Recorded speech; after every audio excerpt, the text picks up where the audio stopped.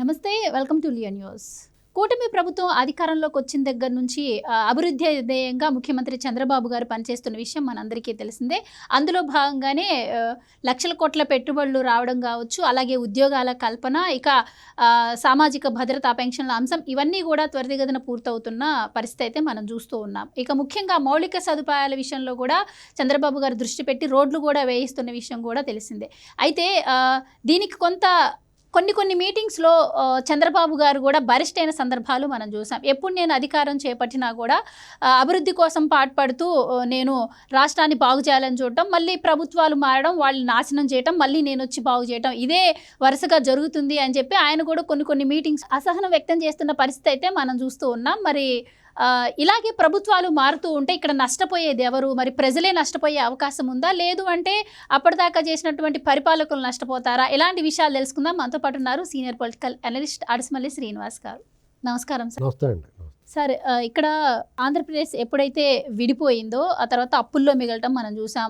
అప్పుడు చంద్రబాబు గారు రావటం, మళ్ళీ దాన్ని కొంచెం పుంజుకునేలా చేయటం, అమరావతి నిర్మాణానికి పూనుకోవటం, ఇవన్నీ కూడా మనం చూసాం. ఆయన ఎప్పుడైతే మరి అమరావతి నిర్మాణం జరగబోతుంది అన్నప్పుడు ఒకసారి ప్రభుత్వం మారింది, మళ్ళీ జగన్మోహన్ రెడ్డి గారు రావడం, మరి రాష్ట్రాన్ని 30 ఏళ్ళు వెనక్కి తీసుకుపోవడం, ఇవన్నీ కూడా మనకు తెలిసిన విషయమే. సో ఎంత అభివృద్ధి చేయాలనుకున్న నాయకుడికైనా కూడా ఒకంత నిరుత్సాహం వస్తుంది. ఆయన కొన్ని సందర్భాల్లో చంద్రబాబు గారు ఈ మధ్య అదే అసహనాన్ని చూపిస్తూ ఉన్నారు. సో మరి మీరేం చెప్తారు? ఇలా ప్రభుత్వాలు వెంటనే మారడం వల్ల అంటే రాష్ట్రం విడిపోయాక ఇది ప్రజలకు నష్టం అంటారా, లేదు అంటే పాలకులకి నష్టం అంటారా? మీరేం చెప్తారు? పాలకులకు నష్టం ఎందుకు ఉంటుందండి? అంటే ఇక్కడ 2004 ముందు చంద్రబాబు నాయుడు గారు 95 నుంచి 2004 9 సంవత్సరాల పాటు ఆయన ముఖ్యమంత్రిగా ఉన్నాడు. అప్పట్లో ఆయన పనిచేసే ముఖ్యమంత్రిగా పేరు తెచ్చుకున్నాడు.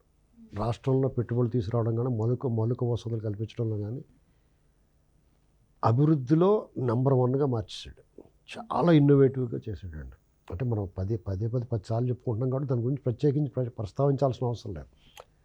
ఆ టైంలో ప్రభుత్వం మారింది. మీకు ఇక్కడ చిన్న మిస్టేక్ ఏంటంటే, చంద్రబాబు నాయుడు గారు పాపం రాష్ట్రం అభివృద్ధి చెందాలి, ఉపాధి లభించాలి, మన యువతకి అవకాశాలు రావాలనేటువంటి ఆలోచనతో ఉంటాడు. కానీ రాజకీయ పార్టీలు మరి రాజకీయం చేస్తాయి కదా, ఈ రాజకీయాన్ని కొంచెం పక్కన పెడతారు. అని ఏమంటారు, ఎన్నికలప్పుడే రాజకీయాలు చేద్దాం, మిగతా అప్పుడు అంతా కలిసి పని చేద్దాం అంటాడు. ఆయన మంచోడు కాబట్టి, రాజర్షి కాబట్టి, స్టేట్స్మెన్ కాబట్టి, రాజనీతిజ్ఞుడు కాబట్టి ప్రజల కోణంలో ఆలోచిస్తాడు. కానీ మరి ఆయన ప్రత్యర్థి కూడా అలా ఉండాలి కదా, అలా ఉండరు. అప్పుడు రాజశేఖర రెడ్డి వాళ్ళు ఎంతగా బరి తెగించిన వాళ్ళంటే 2004కి చంద్రబాబు నాయుడు గారికి ఒక రకంగా పార్టీ కేడర్ దూరమైంది. 2004 ఎలక్షన్లు వచ్చినప్పుడు దాన్ని చక్కగా ఉపయోగించుకుని ఆ వ్యతిరేకత 10 ఏళ్ళు వరుసగా ప్రభుత్వంలో ఉన్నారు కాబట్టి ఆటోమేటిక్గా కొంత వ్యతిరేకత ఉంది. ఈయన తీసుకొచ్చిన సంస్కరణల ఫలితాలు ఫ్రూట్ అందలేదు ఇంకా అప్పుడు అందరికీ, కాబట్టి కొంత వ్యతిరేకత ఉండదు. ఏదైనా మార్పు వచ్చిందనుకోండి, మార్పు ఉందనుకోండి, చాలా పెద్ద మార్పులు చేసాడు చంద్రబాబు గారు. సిస్టమ్ని మార్చాడు, ఎడ్యుకేషను, అడ్మినిస్ట్రేషను, ఇలాంటి అన్నింటిలో మార్పు తీసుకొచ్చాడు. మార్పుని యండమూరి వీరేంద్రనాథ్ గారి మాటల్లో చెప్పాలంటే ఆయన ఒక పుస్తకంలో రాశాడు, మార్పుని ముందు వ్యతిరేకిస్తారండి, తర్వాత విమర్శిస్తారు, చివరికి అనుసరిస్తారు. ఈ జరిగి ప్రాసెస్లో చంద్రబాబు నాయుడు గారిని వ్యతిరేకించారు, ఎన్నికలు వచ్చినా ఆయన ఓడించారు. అప్పుడు వామపక్షాలు కానీ, రాజశేఖర రెడ్డి గారు, వీళ్ళందరూ కూడా రకరకాలుగా ప్రతి అంశంలో ఈయన ఏకంగా వరల్డ్ బ్యాంక్ ఏజెంట్ అని, లేకపోతే రాష్ట్రాన్ని తాకట్టు పెట్టేస్తున్నాడని, ఈ విద్యుత్ సంస్కరణ విషయంలో విద్యుత్ రేట్లు పెరిగిపోయిన రకరకాలుగా ఆయన ఉక్కిరి చేస్తారు. అప్పుడు ఆయనకు అండగా ఉండాల్సిన పార్టీ కేడరు రకరకాల కారణాలతో ఆయన దూరం అయ్యారు. పార్టీ ఓటమి పాలైంది. లేకపోతే మామూలుగా చంద్రబాబు నాయుడు గారు చేసే అభివృద్ధికి కానీ, అభివృద్ధికి పూర్తిగా అభివృద్ధికి ఓట్లు పడవనేటువంటి దానికి ఎగ్జాంపుల్ 2004 ఎన్నికలు, అలాగే 2014 నుంచి 19 మధ్య జరిగింది. 2019లో జరిగిన ఎన్నికలు మనకు ఒక విషయం చెప్తూ ఉంటాయి. అంటే ఒక రాజకీయ నాయకుడు తన పార్టీని కూడా బతికిస్తూ ఉండాలి, పార్టీ కూడా జవసత్వాలు ఉండేలా చూడాలి, అలాగే అభివృద్ధి కూడా చేస్తూ ఉండాలి. ఈ విషయంలో చంద్రబాబు నాయుడు గారు పాపం పూర్తిగా తన సమయాన్ని అంతా కూడా అభివృద్ధి మీద, జనము, జలము, ప్రజలు, ఉపాధి, భవిష్యత్తు వీటి మీద ఉన్నాడు ఆయన. అంచేత ఆ చేదు అనుభవాలు ఎదురైనాయి. పాపని బాగా చేసుకెళ్ళాడు. 2004 తర్వాత రాజశేఖర రెడ్డి లేకపోతే కేసీఆర్ గారు ఇప్పుడు ఉమ్మడి రాష్ట్రంలోనూ విడిపోయిన తర్వాత కూడా కిరణ్ కుమార్ రెడ్డి గారు రాజకీయం వచ్చినా ఇక్కడ చెడగొట్టలేదు. చంద్రబాబు నాయుడు గారు సృష్టించిన సంబంధిని మేసేశారు. ఎక్కువ రాజశేఖర రెడ్డి వాళ్ళ కొడుకు మొత్తం మేసేశారు.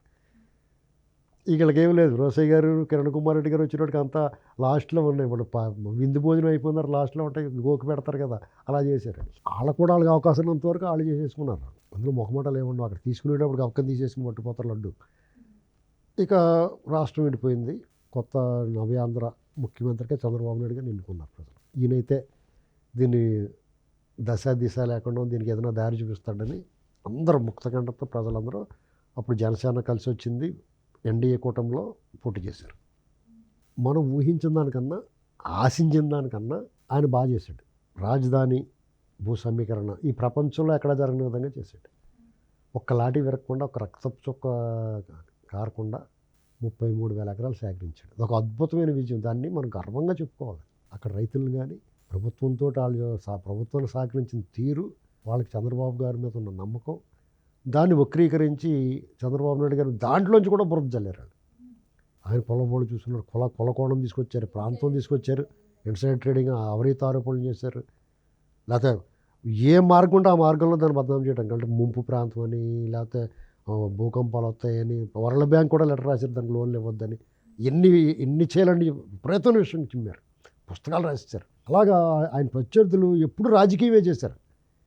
ఈయన 2014 నుంచి 19 వరకు కూడా ఈయన అభివృద్ధి చేశాడు, నదుల అనుసంధానం చేశాడు. పట్టిసీమ కట్టకపోతే డెల్టా, కృష్ణా డెల్టా ఎండిపోయేది. ఎందుకంటే పోలవరం పూర్తయ్యే లోపల నీళ్ళు రావు కదా. పట్టిసీమ కట్టినట్టు ఒట్టిసీమ అన్నారు, అందులో అవినీతి జరిగిందన్నారు. ఉండేది అరుణ్ కుమార్ అయితే ఇంకో అడుగు ముందుగా పట్టిసీమ బోరు మనం కల్పించేసాడు. మరి ఇవాళ అదే కదా దిక్కు వాళ్ళకి కూడా, ఇంకా నీరు రావట్లేదు పోలవరం జగన్మోహన్ రెడ్డి చేసిన పనికి. అలాగే అమరావతి, అవి బాబోయ్ భూములు లాగేసుకున్నాడు రైతుల దగ్గర, అదొక గొడవ. ఇక మరి కియా మోటార్స్ తీసుకొచ్చాడు, అంత పెద్ద పెట్టుబడి అండి, ఎంత అభివృద్ధి అనంతపురం లాంటి ఏరియాలో.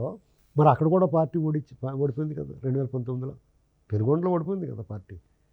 అంటే దీన్ని బట్టి మీకు ఏమర్థం వల్ల, పూర్తి స్థాయిలో అభివృద్ధి చేస్తే కూడా కడుపు నిండిపోయిన తర్వాత కాళ్ళు ఆరుజాపం పడుకుని ఇంకోటి అంకు చూస్తారు జనం అనేటువంటిది అర్థమవుతుంది. అందుకనే ఆయన పూర్తిగా అర్థమైంది. ఇప్పుడు నేను ఆయన ఇచ్చిన స్టేట్మెంట్ ఏమి ఇచ్చాడు, ఎప్పటికప్పుడు నేను అభివృద్ధి చేస్తాను, బాగు చేస్తాను, మిగతా వాళ్ళు వచ్చి పాడు చేస్తారు, మళ్ళీ వచ్చి నేను రిపేర్ చేసుకుంటున్నాను అని ఒక ఆవేదన చెప్పాడు. దాని అర్థం ఏంటంటే నేను ఇప్పుడు రాజకీయం కూడా చేస్తానని చెప్తున్నాడు ఆయన. అంతే. ఇప్పుడు బాబు మీరు 10-15 ఏళ్ళ పాటు ఉంచుకోవాలరా బాబు నన్ను, నాలాంటి పని వాడిని ఆయన మళ్ళాటి వాళ్ళు చెప్పే ఉన్నాళ్ళను. ఇప్పుడు ఇంకా ఆయన చెప్పుకునే పరిస్థితి తీసుకురాకూడదు కదా. ఇప్పుడు ఒక పనివాడికి పనికి మాలినాడికి వచ్చేసారని మనం గమనించాలా. ఇప్పుడు పనివాడిని వదులుకుని పనికి మాలిన తెచ్చుకున్న పరిస్థితి చూసాం కదా. అదే రాష్ట్రం విడిపోయిన తర్వాత మళ్ళీ జగన్మోహన్ రెడ్డి గారు కాకుండా చంద్రబాబు గారే వచ్చుంటే రాష్ట్ర రాజధాని నిర్మాణం, పోలవరం అవన్నీ పూర్తయిపోయి ఉండే. 2019లో కూడా నిర్మించేవాడిని వదులుకొని కూల్చేవాడిని తెచ్చుకున్నారు, పనివాడిని వదులుకొని పనిమాలివాడిని తెచ్చుకున్నారు.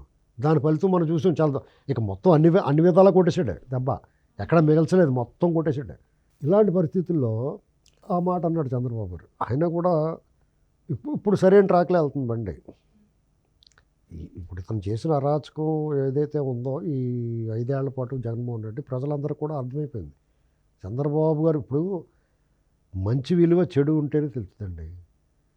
మంచి కట్టిక చీకట్లో వెళ్తేనే మనకు చిన్న లాంతర్ దొరికినా కానీ, వెలుతురు దొరికినా కానీ ఆ వెలుతురు విలువ తెలుస్తుంది మనకి. కట్టిక చీకటి ఉందనుకోండి, గబక్కున అగ్గిపోలు గీసేయడం ఎవడన్నా ఆ వెలుతురు అయిపోయి పెద్ద వెలుతురా కనిపిస్తుంది మనకి, చిన్న కొవ్వొత్తి వెలిగితే కూడా. అలాంటిది చంద్రబాబు నాయుడు గారు లాంటి వాళ్ళ విలువ చాలామంది. మీకు భలే తమ్ముడు అనే సినిమా వచ్చింది, అందులో ఎన్టీ రామారావు గారు, కేఆర్ విజయ్ గారు ఒక పాట ఉంటుంది. ఇప్పుడు ఎన్టీ రామారావు గారిని ఉద్దేశించి ఆ పాటలో చరణం ఏంటంటే, విలువ తెలియక ఒక వజ్రాన్ని వదులుకున్నాను, రత్నాలు రాసిని వదులుకున్నాను, విలువ తెలిసి కన్నులు తెలిసి మదినే గుడిగా మలిచితిని అని ఉంటుంది ఒక చరణం. అలాగా ప్రజలందరికీ చంద్రబాబు నాయుడు గారి విలువ తెలియజేసిన వాడు జగన్మోహన్ రెడ్డి. ఎందుకంటే అతను అత్యంత క్రూరంగా అరాచకం చేసి, అవినీతి చేసి, దోపిడీ చేసి, ప్రజల పట్ల, చట్టం పట్ల, రాజ్యాంగం పట్ల చులకన భావం కలిగి బేఖాతరు చేసి కోర్టు ఆదేశాలని అతను చంద్రబాబు నాయుడు గారు అంత పెద్ద మనిషి అనేటువంటి దాన్ని అతను చెప్పాడు. కాబట్టి ఇప్పుడు చంద్రబాబు నాయుడు గారు వాళ్ళు చెప్పిన దానికి ప్రజలు ఖచ్చితంగా తలూపుతారు. ఎందుకంటే లేదు, మనం ఈ 10-15 ఏళ్ల పాటు ఈయన ఆధ్వర్యంలో రాష్ట్రాన్ని బాగు చేసి ఎవడొచ్చినా పాడు చేయలేని విధంగా చేసుకోవాలి. డెఫినెట్గా చూడండి, సంక్షేమం అని ఏం చెప్పాడో చేస్తున్నాడు. అమరావతి శరవేగంగా పనులు మొదలవుతూ ఉన్నాయి. ఈయన వచ్చేయడంగానే కేంద్ర ప్రభుత్వ సంస్థలు కూడా వస్తూ ఉన్నాయి, పెట్టుబడులు కూడా వస్తూ ఉన్నాయి, వివిధ బ్యాంకుల నుంచి రుణాలు వస్తూ ఉన్నాయి. పోలవరం కూడా ఎప్పుడూ లేనిది కేంద్రం మామూలుగా మనం పని చేసిన రీఎంబర్స్మెంట్ చేసేవారు, ముందే ఇచ్చారు చేసుకుంటారు బాబు అని. కేంద్రం కూడా సహకారం ఉంది. ఇప్పుడు రైల్వే జోన్ కూడా అనౌన్స్మెంట్ చేస్తున్నారు. దానికి భూమి సేకరించి వాళ్ళు ఇచ్చేస్తాడు. నేను చంద్రబాబు నాయుడు గారు అడిగాడంటే ఇస్తారేమంటున్నారు భూమి. అదే జగన్మోహన్ రెడ్డి అడిగితే చచ్చిన ఇచ్చేవారు కదా, పారిపోయేవారు వాళ్ళందరూ. మిగతా కంపెనీలు పెట్టుబడులు తీసుకురావడం బీపీసీఎల్ కానీ టాటా వాళ్ళది కానీ లేకపోతే స్టీల్ ఫ్యాక్టరీ కానీ ఎక్కడికక్కడ ఈ రాష్ట్రాన్ని అన్ని వైపు నుంచి కమ్మేస్తుంది. ఈ క్రమంలో కొంత ఆ శత్రుకూటమి, ఆ దుర్మార్గ అరాచకుల మీద చర్యలు తీసుకోవడం కొద్దిగా లేట్ అవుతుంది వాళ్ళకి. ఆ ఒక్క అసహనం, అసంతృప్తి ఉంది. అది మనం అంత పెట్టుకోకలేదు. అర్థమైందండి. నిదానంగా జరుగుతాయి. అందాక శాంపుల్గా ఇస్తున్నారు కదా కోటింగ్ కొంతమందికి, అది సరిపెట్టుకోవాలి. ఈయన్ని కాపాడుకుంటే మీ స్వేచ్ఛగా హాయిగా మీ ఇంట్లో మీరు ఉండగలుగుతారు. లేదనుకోండి మళ్ళీ జగన్మోహన్ రెడ్డో లేకపోతే ఇంకో రెడ్డో కావాలో లేకపోతే ఇంకొకటి ఎవడ పార్టీయో కావాలనుకున్నారనుకోండి, డెఫినెట్గా వాళ్ళ వికారాలు ఎలా ఉంటాయి తెలియదు ఎవరికింది. ఇప్పుడు మీరు పెంచిన మొక్కలు మీరు కొట్టలేరు కదా. చంద్రబాబు నాయుడు అయితే నాశనం చేయలేడు. ఆ తెలుగుదేశం పార్టీ లేకపోతే కూటమి ప్రభుత్వం రేపు పొద్దున వాళ్ళ చేతులతో పెంచిన మొక్కను కొట్టుకోలేరు వాళ్ళు. కాబట్టి వాళ్ళనే మీరు ఇది మోనోపోలి అనండి లేదంటే ఏమైనా అనండి, ఒక 10-15 ఏళ్ల పాటు వాళ్ళని ఉంచుకున్నారనుకోండి, ఇక్కడ అందంగానే గెలిపించుకున్నారనుకోండి, ఆ పార్టీ ఆధ్వర్యంలో ఆ పార్టీ ప్రభుత్వం ఉందనుకోండి, మీకు ప్రజలందరూ కూడా హాయిగా ఉంటారు. చేయకపోయిన తర్వాత ఏరు దాటిన తర్వాత అట్లానే అభివృద్ధి చేసే నాయకుడు ఎవరో గుర్తించి వాళ్ళని గెలిపించుకోవడం ఆంధ్రప్రదేశ్ ప్రజల ముందు. అంటే ఇక్కడ మన ప్రలోభాలు, ఇప్పుడు ప్రజలు ప్రలోభాలంటే మీకు తాయిలాలకి ఫ్రీబీస్కి కాదండి, రాగద్వేషాలు ఉంటాయి. అంటే కులాల మధ్య, మతాల మధ్య, ప్రాంతాల మధ్య చిచ్చు పెడితే దాన్ని తలగకూడదు అంటున్నాను నేను. అర్థమైంది. ఇప్పుడు వాళ్ళు అభివృద్ధిలో చంద్రబాబు నాయుడు గారిని కొట్టుకోళ్ళు లేడు. ఆయనకన్నా బాగా అభివృద్ధి చేస్తున్నానని చెప్పలేడు ఎవడన్నా. వాళ్ళు ఏం చెప్తారు, అదిగో వాళ్ళ తాలూకు మనిషిని పెట్టుకున్నాడు. మొన్న వాడారు 2019లో కులం కార్డు వాడారు. ఈసారి ప్రాంతం కార్డు వాడతారు, లేకపోతే ఏ కార్డు వాడతారో తెలియదు. లేదా అప్పుడున్న కూటమిలో ఉన్న పార్టీల మీద చిచ్చు పెట్టడానికి ప్రయత్నం చేస్తారు. ఇలాంటి వాటికి తలగకూడదు అంటున్నాను నేను. మీ కడుపు మీరే చించుకొని కాళ్ళమే పడిందని ఏడవకూడదు అంటున్నాను నేను. అది చూసుకోవాలి జాగ్రత్తగానే. మనం ఏదన్నా వాళ్ళు తప్పుదారులు వెళ్తున్నారు, కొంచెం పొరపాటు చేస్తున్నాడు, మనం హెచ్చరించవచ్చు, సున్నితంగా చేయొచ్చు.